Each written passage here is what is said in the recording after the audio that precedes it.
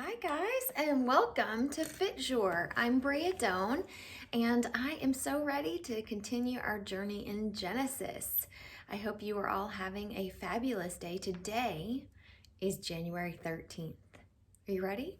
Let's get started. Today we're going to be reading Genesis 16 through 21.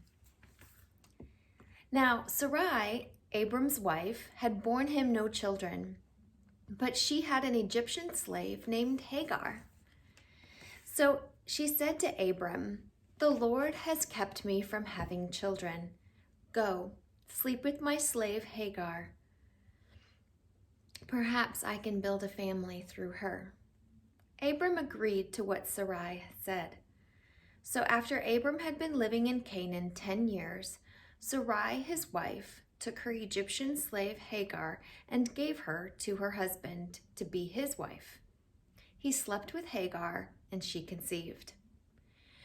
When she knew she was pregnant, she began to despise her mistress. Then Sarai said to Abram, "You are responsible for the wrong I am suffering. I put my slave in your arms, and now that she knows she is pregnant, she despises me. May the Lord judge between you and me." "Your slave is in your hands," Abram said. "Do with her whatever you think best." Then Sarai mistreated Hagar, so she fled from her. The angel of the Lord found Hagar near a spring in the desert. It was a spring that is beside the road to Shur. And he said, "Hagar, slave of Sarai, where have you come from, and where are you going?" "I am running away from my mistress, Sarai," she answered. Then the angel of the Lord told her, "Go back to your mistress and submit to her." The angel added, "I will increase your descendants so much that they will be too numerous to count." The angel of the Lord also said to her, "You are now pregnant and will give birth to a son. You shall name him Ishmael, for the Lord has heard of your misery. He will be a wild donkey of a man. His hand will be against everyone, and everyone's hand against him. And he will live in hostility toward all his brothers." She gave this name to the Lord who spoke to her. "You are the God who sees me." For she said, "I have now seen the one who sees me." That is why the well was called Bir Lahai Roi. It is still there between Kadesh and Bered. So Hagar bore Abram a son, and Abram gave the name Ishmael to the son she had born.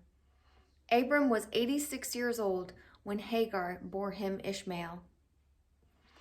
When Abram was 99 years old, the Lord appeared to him and said, "I am God Almighty. Walk before me faithfully and be blameless. Then I will make my covenant between me and you and will greatly increase your numbers." Abram fell face down, and God said to him, "As for me, this is my covenant with you. You will be the father of many nations. No longer will you be called Abram. Your name will be Abraham, for I have made you a father of many nations. I will make you very fruitful. I will make the nations of you, and kings will come from you. I will establish my covenant as an everlasting covenant between me and you and your descendants after you for the generations to come, to be your God and the God of your descendants after you. The whole land of Canaan, where you now reside as a foreigner, I will give you as an everlasting possession to you and your descendants after you, and I will be their God." Then God said to Abram, "As for you, you must keep my covenant, you and your descendants after you for the generations to come. This is my covenant with you and your descendants after you, the covenant you are to keep. Every male among you shall be circumcised. You are to undergo circumcision, and it will be the sign of the covenant between me and you. For the generations to come, every male among you who is 8 days old must be circumcised, including those born in your household or bought with money from a foreigner, those who are not your offspring. Whether born in your household or bought with your money, they must be circumcised. My covenant in your flesh is to be an everlasting covenant. Any uncircumcised male who has not been circumcised in the flesh will be cut off from his people. He has broken my covenant. God also said to Abraham, "As for Sarai, your wife, you are no longer to call her Sarai. Her name will be Sarah. I will bless her and will surely give you a son by her. I will bless her so that she will be the mother of nations. Kings of peoples will come from her." Abraham fell face down. He laughed and said to himself, "Will a son be born to a man 100 years old? Will Sarah bear a child at the age of 90? And Abraham said to God, "If only Ishmael may live under your blessing." Then God said, "Yes, but your wife Sarah will bear you a son, and you will call him Isaac. I will establish my covenant with him as an everlasting covenant for his descendants after him. And as for Ishmael, I have heard you. I will surely bless him. I will make him fruitful and will greatly increase his numbers. He will be the father of 12 rulers, and I will make him into a great nation. But my covenant I will establish with Isaac, whom Sarah bare to you by this time next year." When he had finished speaking with Abraham, God went up from him. On that very day, Abraham took his son Ishmael and all those born in his household or bought with his money, every male in his household, and circumcised them as God told him. Abraham was 99 years old when he was circumcised, and his son Ishmael was 13. Abraham and his son Ishmael were both circumcised on that very day, and every male in Abraham's household, including those born in his household or bought from a foreigner, was circumcised with him. The Lord appeared to Abraham near the great trees of Mamre, while he was sitting at the entrance to his tent in the heat of the day. Abraham looked up and saw 3 men standing nearby. When he saw them, he hurried from the entrance of his tent to meet them and bowed low to the ground. He said, "If I have found favor in your eyes, my Lord, do not pass from your servant.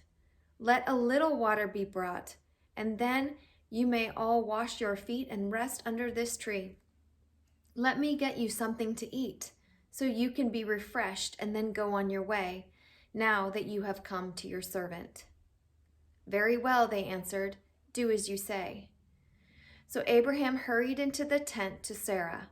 "Quick," he said, "get 3 seahs of the finest flour and knead it and bake some bread." Then he ran to the herd and selected a choice, tender calf, and gave it to the servant who hurried to prepare it. He then brought some curds and milk and the calf that had been prepared and set these before them. While they ate, he stood near them under a tree. "Where is your wife Sarah?" they asked him. "There, in the tent," he said. Then one of them said, "I will surely return to you about this time next year, and Sarah, your wife, will have a son." Now Sarah was listening at the entrance to the tent, which was behind him. Abraham and Sarah were very old, and Sarah was past the age of childbearing.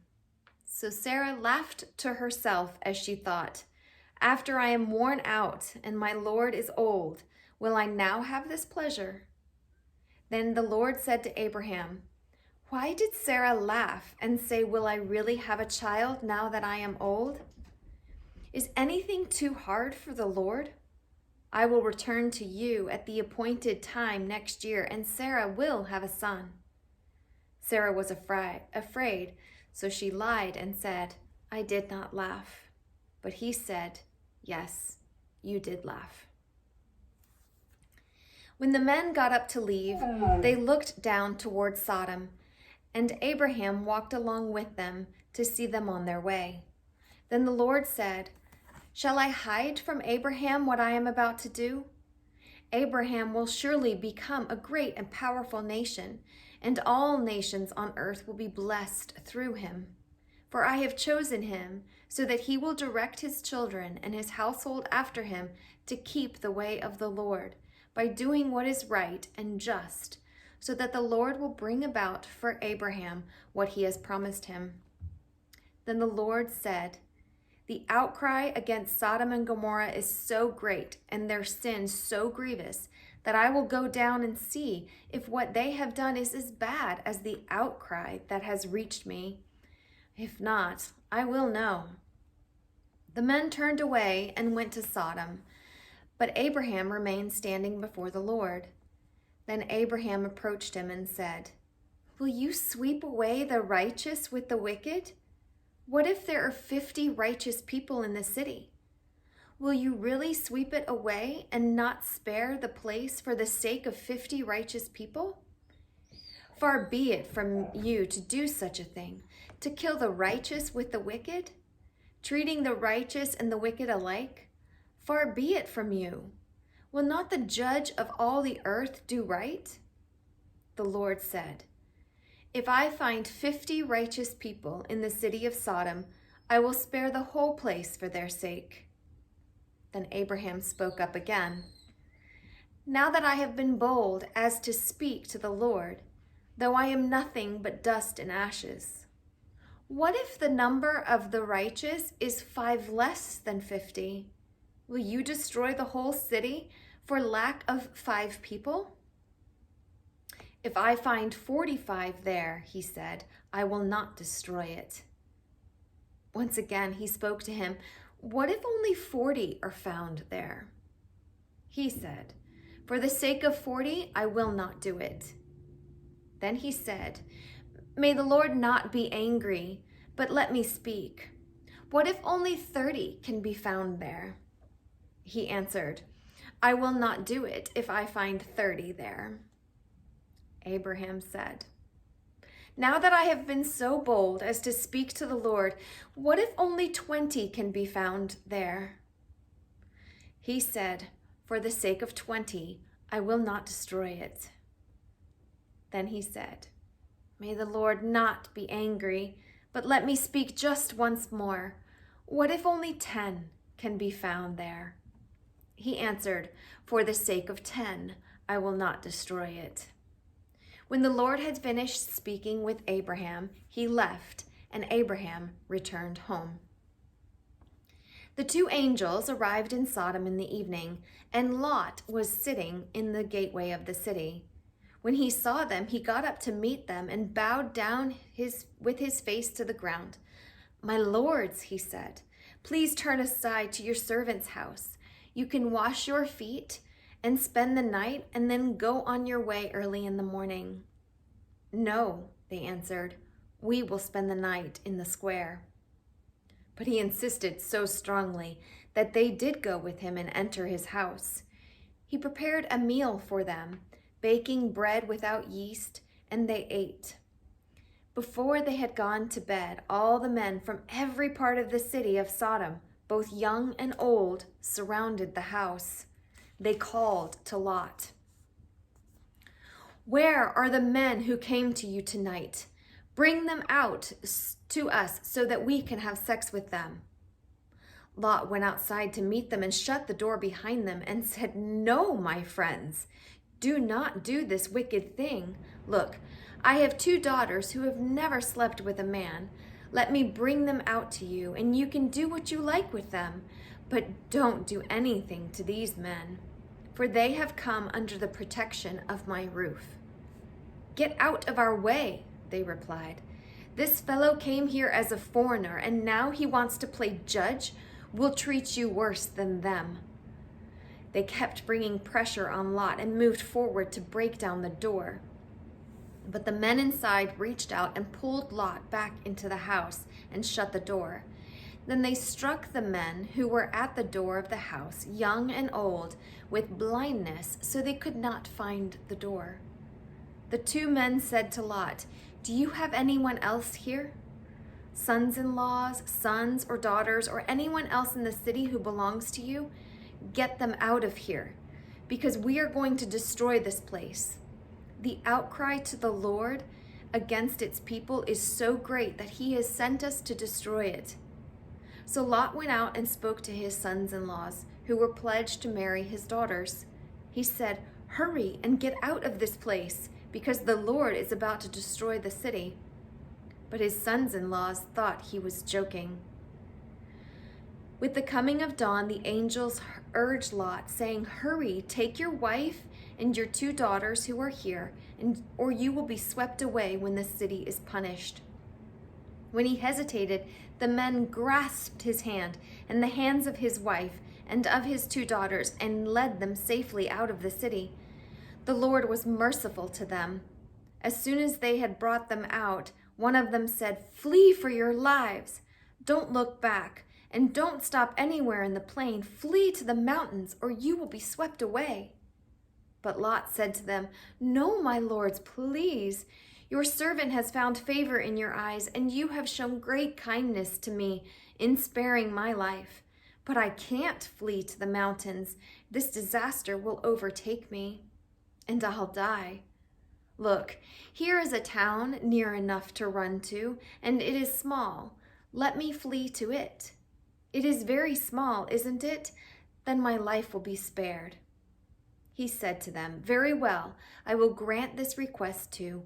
I will not overthrow the town you speak of, but flee there quickly, because I cannot do anything until you reach it." That is why the town was called Zoar. By the time Lot reached Zoar, the sun had risen over the land.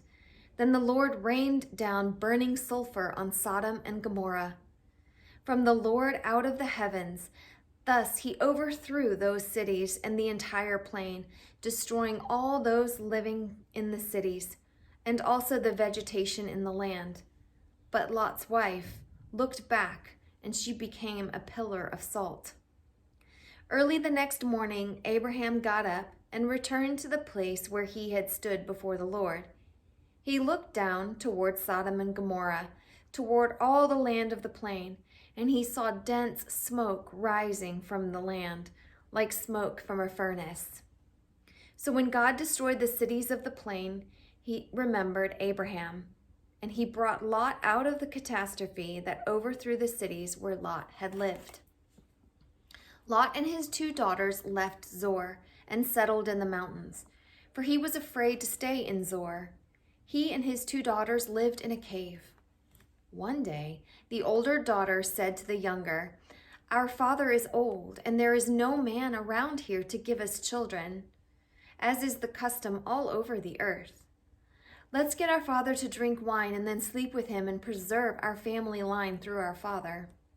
That night, they got their father to drink wine, and the older daughter went in and slept with him. He was not aware of it when she lay down or when she got up.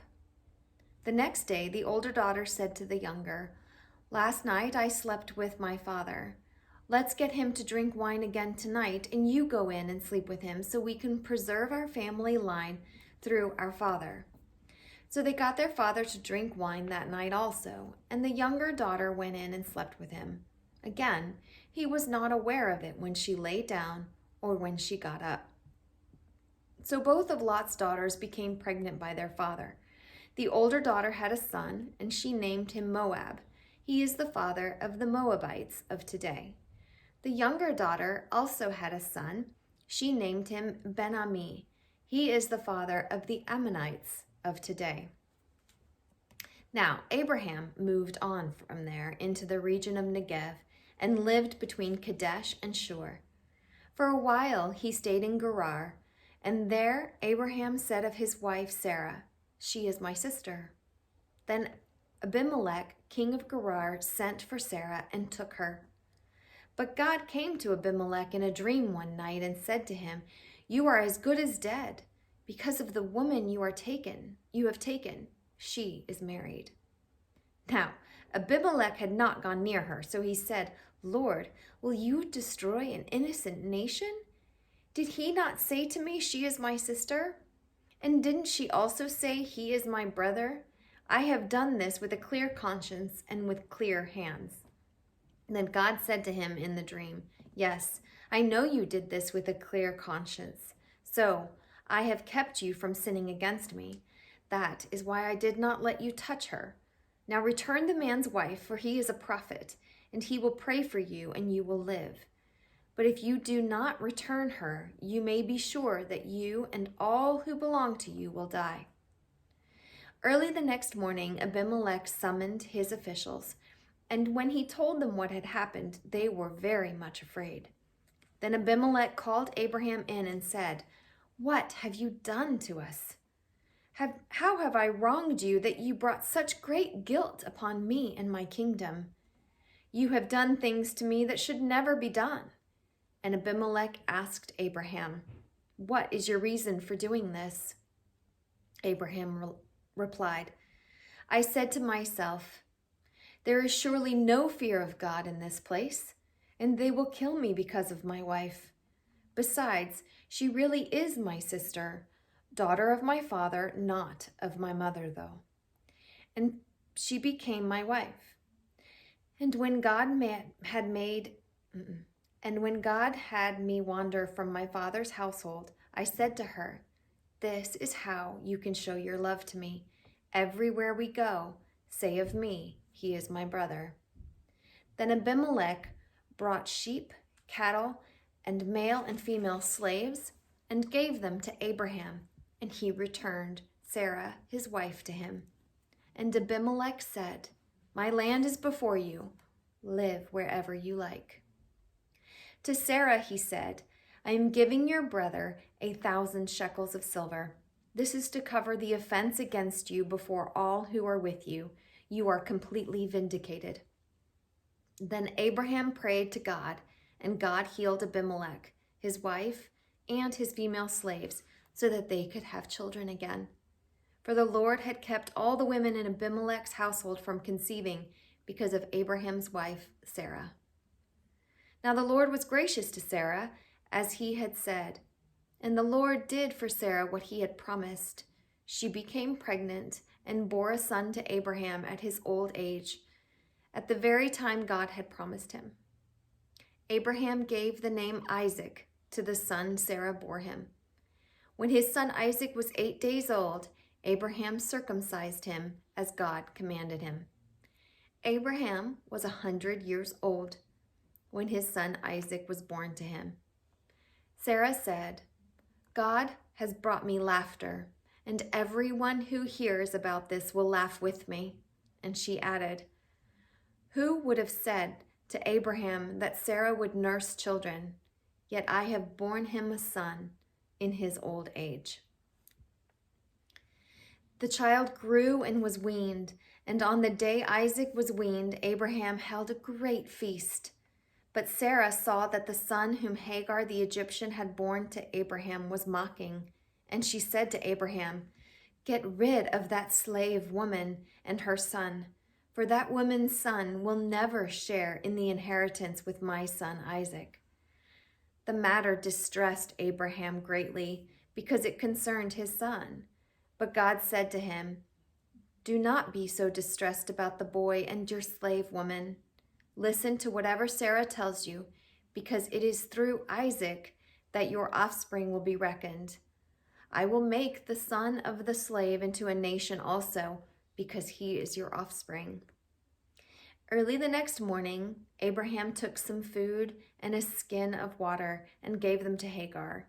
He set them on her shoulders and then sent her off with the boy. She went on her way and wandered in the desert of Beersheba. When the water in the skin was gone, she put the boy under one of the bushes. Then she went off and sat down about a bow shot away, for she thought, "I cannot watch the boy die." And she sat there, and as she sat there, she began to sob. God heard the boy crying, and the angel of God called to Hagar from the heaven and said to her, "What is the matter, Hagar? Do not be afraid. God has heard the boy crying as he lies there. Lift the boy up and take him by the hand, for I will make him into a great nation." Then God opened her eyes, and she saw a well of water. So she went and filled the skin with water and gave the boy a drink. God was with the boy as he grew up. He lived in the desert and became an archer. While he was living in the desert of Paran, his mother got a wife for him from Egypt. At that time, Abimelech and Phicol, the commander of his forces, said to Abraham, God is with you in everything you do. Now swear to me here before God that you will not deal falsely with me or my children or my descendants. Show to me the country where you now reside as a foreigner, the same kindness I have shown you. Abraham said, I swear it. Then Abraham complained to Abimelech about a well of water that Abimelech's servant had seized. But Abimelech said, I don't know who has done this. You did not tell me, and I heard about it only today. So Abraham brought sheep and cattle and gave them to Abimelech, and the two men made a treaty. Abraham set apart 7 ewe lambs from the flock, and Abimelech asked Abraham, what is the meaning of these 7 ewe lambs you have set apart by themselves? He replied, accept these 7 lambs from my hand as a witness that I dug this well. So that place was called Beersheba, because the 2 men swore an oath there. After the treaty had been made at Beersheba, Abimelech and Phicol, the commander of his forces, returned to the land of the Philistines. Abraham planted a tamarisk tree in Beersheba, and there he called on the name of the Lord, the eternal God. And Abraham stayed in the land of the Philistines for a long time. So much to unpack in this reading today. So I want to start with, obviously, Abram's name was changed here to Abraham, as well as his wife Sarai was changed to Sarah. So this is the story of Abraham and Sarah and how they bore a son at old age. Like, I can't even imagine being 100 years old and having a baby. But then again, we also don't live to be centuries and centuries old anymore either. So, but I want you to hear this, that a promise was made, right, by God to Abraham and Sarah that they would have a son. And then they realize that they are old and it's not happening, and Sarah is not getting pregnant.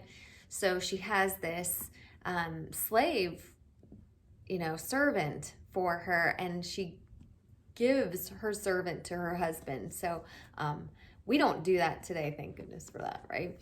But y'all, how many times has God shown a promise to us, or God put something in us that he wants us to do, or that he promises that he'll give us, and it doesn't come in the timing that we want it to be, right?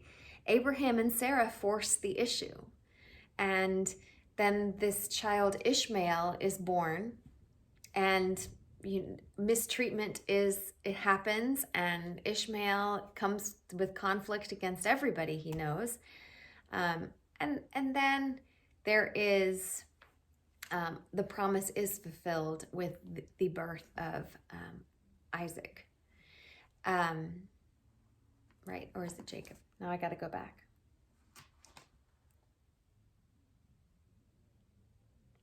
Isaac. So just to pause and have a moment where we trust that God will provide what he says that he will provide. I love that Sarah laughed. I love that she laughed, like, you're preposterous, God. Like, surely the God of all creation isn't going to make me a mother at this age, but he is the God of all creation. If anyone can do it, God can. So I love that story in just the real, true humanity of who Sarah is, and how we respond to God sometimes. And we laugh off what his promise is, thinking that is the craziest thing. Yeah, it's crazy because it's from God, and he can do the crazy things that we can't do in our own lives. One other story that I want to draw attention to is the story of Lot and Sodom and Gomorrah. So there is this place that is going to be destroyed. And I love how Abraham goes and he fights for this. Like, surely if there are 40, surely if there are 20, surely if there are 10, he keeps bargaining with God. And God allows him to bargain with him, doesn't he? And so the angels go and they try to find these 10, and they end up finding Lot, his wife, his 2 daughters, and the sons-in-law that were pledged to marry his 2 daughters. But when these angels come, the townspeople, the townsmen of Sodom and Gomorrah come to Lot's house, banging on the door and wanting these 2 men, foreigners in their land, to come out. And the NIV says to have sex with them. Every version has it a little bit different, but the meaning is still the same. Like, they want to take advantage of these 2 men. And what does Lot do? Oh, no, you can't have them. Here are my 2 daughters who have never been with a man before. I'm just saying that those of you that are mamas and even the papas in this group, like, I want you to just think about what just happened. Like, the mama bear in me, if my husband said, oh, but here are my daughters, I'd be like, no, you're not. Get your hands off of my daughters, right? And Lot's wife is nowhere to be found until the very end of this story. So that's number 1, right? That he's offering his daughters. Number 2 is later in the verses, we find out that they're betrothed. And back in the day, like, people paid for wives. Like, there was this, bridal, I don't know the exact historical name of it, but, they paid I want to say a royalty, but I know that that's not right. A dowry, maybe, to be wed to these women that haven't been with any other man. And if you are with a man before you're married, then you're kind of banished, or you're just considered damaged goods, if you will. So, they were betrothed, and he's like, here, take my daughters that are to be married to my sons-in-laws. Lot's thought process it just seems a little off. And again, his wife is nowhere to be found. Now, in the scriptures, this is in chapter 19 that this all takes place in Genesis. And the word destroy, God is going to come and destroy Sodom and Gomorrah. And the word hurry, so destroy is there 3 times. Hurry is there twice. Do we really need God or the angels of God to tell us more than once? Yeah, I guess we do. We are human. We have to be told over and over. I remember in my past, God told me over and over that a relationship I was in was not healthy. I would ask him, God, show me, and he would show me. And I would go and I'd try to fix it. And then months later, God, show me, and he would show me. So as much as I want to say to Lot and be like, dude, these angels are saying hurry and get out, it's going to be destroyed, I can't find fault with them, because I'd have to find fault with my own living of my life where I've done the same thing. So I think we all do it to an extent. Now, this story resonates with me in such a way that when I think of the second coming of Jesus, the kind of the one that we're all waiting for, right? And how God says, do not look back. And Lot's wife, who we never know her name, she's only referred to as Lot's wife, so she is not given a name in scripture. She looks back, and what becomes of her? She turns into a pillar of salt. So I sit and think about, we live in a society of distraction. Like, we are always looking around, checking out what we're missing, right? And my fear,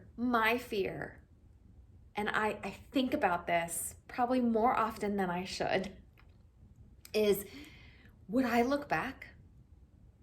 Like, I don't know the answer to that. Would I look back? And then I sit and think about my son, and would he look back? And if he looks back, he won't come into heaven with me. And that brings great fear into my heart. Like, yeah. But, I just have to, I pray for God's strength and just keep pushing me in the direction that he wants me to go. And, that he would just give me blinders and turn my head and say, no, child, you will not look back. You will look straight ahead and you will come into my presence. So this story has hit my heart, and like in such a way that I try to remember it. And, that sometimes we look back now. We look back longingly on our past that has not served us well. But there's comfort in what we know. And so sometimes we want to go back to what's comfortable, even though we know that it's not good for us. And God says, no, my child, I want you to move forward. I know it's scary. I know you don't know where you're going or what may be there. But we know what's back. And what's back is destruction, is unhealthiness. And so we will need to move forward into all that God has planned for us. It's kind of similar to yesterday's reading too. The last thing that I would leave you with is, I might forget, let me look back, is that the next day, Lot and his daughters just get up and leave. Like, there's no, hey, what happened to mom? Like, it's just such a short blip of time that she existed in the scriptures. Like, I've just never, I don't know. I would like to think that Hans would be like, Hans is my son, for those of you that don't know, but Hans would be like, so mom was just here yesterday. Anybody know what happened to her? Because remember, they didn't look back, obviously, because they weren't pillars of salt. But all of a sudden, mom's not there. Like, anyway, I think that's interesting. I would love to hear the story of that. I think there's more to it, but we're given us snapshots into these stories. Otherwise, this thing would probably be 10 times as big, right? So in today's post, you will also find a link to a song called One Step Away. And it just talks about how you are one step away from a changed life, and that no matter how far off we go, or whether we've looked back and we are not on the path that God calls us to be, we are one step away from returning home. And God wants to change us, just like he changed Abram's name to Abraham and Sarai's name to Sarah. He wants to change who you have been.